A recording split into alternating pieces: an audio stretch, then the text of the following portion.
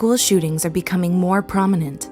Violence makes the headlines often, and the more our world advances in technology and weaponry, the more we are faced with difficult questions. Will this be a safe place for our children to live in?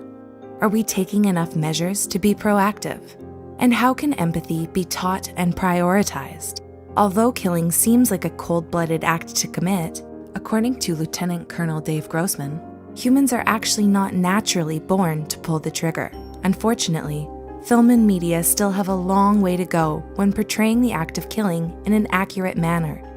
War films, for instance, often misrepresent this action. Although soldiers in training may fear dying in war, they also fear having to kill people. This is why veterans often suffer from PTSD as a result.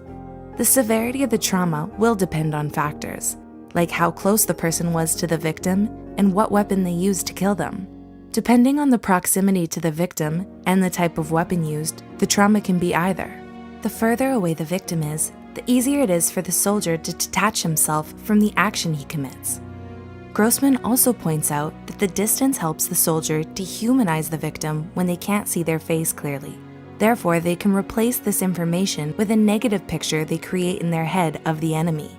Advanced weapons nowadays make it easier for killing to occur with distance, which only makes it easier to promote unhealthy war culture.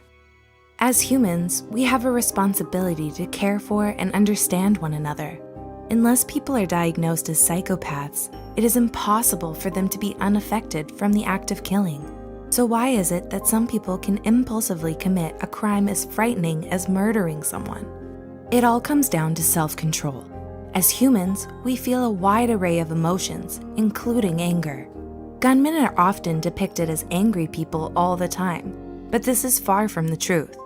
Our brains make it easy for us to be influenced. For instance, listening to speeches on pro-violence can make us more inclined to be more violent. But when directed towards propaganda that promotes empathy, we can experience the opposite and mirror this humanizing action instead. Unfortunately, it's hard to catch when someone may strike at any time once they've lost it.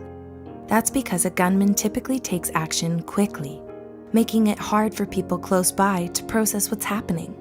Often, the violent crime itself is a desperate act of communicating their anger and frustration. So if one wants to catch them in time before anything fatal happens, it's important to reach out and check in on them.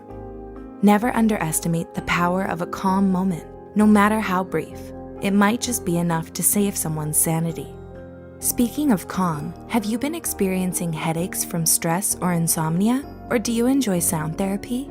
Check out and subscribe to Ting Ting ASMR's channel. It would mean a lot not only to her, but to us. Also, if you liked this video, be sure to give it a thumbs up. As always, thanks for watching.